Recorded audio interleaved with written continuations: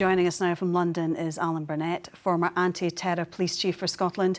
And here in the studio, former diplomat and terrorism expert Charlie Bird and human rights lawyer Anwar. Thank you all for joining us this evening. Now, David's explained a little bit about what this threat means, but can you just flesh it out? How real, how imminent is another attack, do you think, Charlie? Well, the fact that this is the first time it's been raised since 2007, which was the Glasgow bombings, suggests that there is credible intelligence that there is the likelihood of another attack being imminent.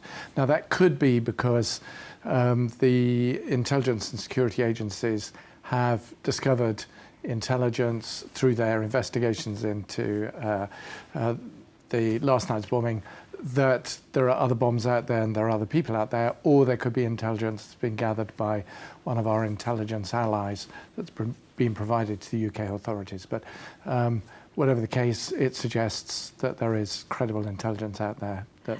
OK, Allan, in practical terms, I mean, how soon and how visible will the army be, and what are classed as sensitive sites?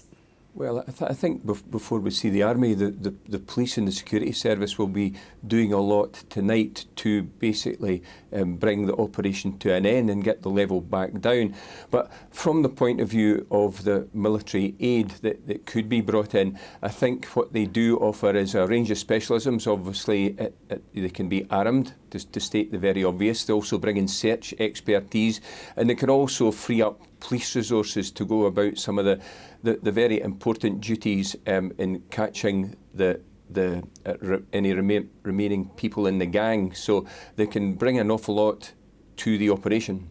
So how long would it stay critical for then, Allan? Well, I mean, I think everyone knows you can really only sustain it for a limited amount of time. But in that amount of time, an awful lot of work can be done. There's really the operation part, which you hope can be brought to a speedy and safe conclusion. But there's also the reassurance part, and we've seen it in Europe, where they maintain it, I think, at a level of critical for an awful long time. But with regard to the operation, everybody will be doing everything they can in their power to bring that to a speedy conclusion, because you can't sustain things at critical for very long. OK, we could be looking at a very tense few days ahead then, Aamer. Well, I think it's important to remember, as Allan said, there's operations going on tonight, and we should remember that police officers and security services will be putting their lives on the line to keep us safe. They'll be going through doors not knowing what lies on the other side. They don't know whether there's a bomb, there's a knife or a gun. But there will be real concerns also within the community, and we should remember back to 7/7 when John Charles Menzies was killed on a London Stockbridge underground. That there'll be concerns within the community as to how long this operation critical levels remain. The fact that if there is soldiers, guarding sensitive sites, how trained they are.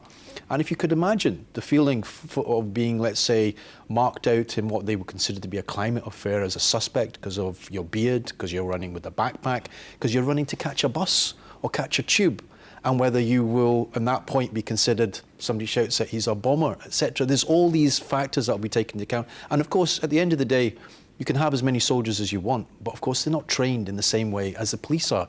And despite the police being trained, we've seen mistakes take place, we've seen tragedies happen. So I think the real question is how, Alan's quite right, is the quicker it comes down from critical level, and of course, as Charlie says, they will have information, critical information. It's not a decision that's been taken lightly to raise it to critical level, because it's been at severe threat levels for several years.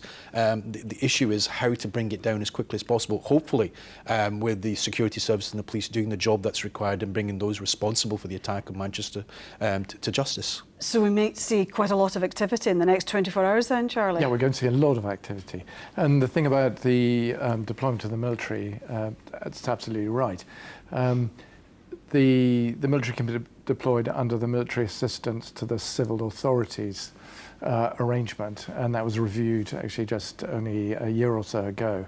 And specific capabilities can be given to help the police, like bomb disposal and things like that. But it looks as though it's going to be for guarding specific sites, and then there'll be the police who'll be carrying out a lot of the sort of operational side. So I think that might allay some of Anwar's worries.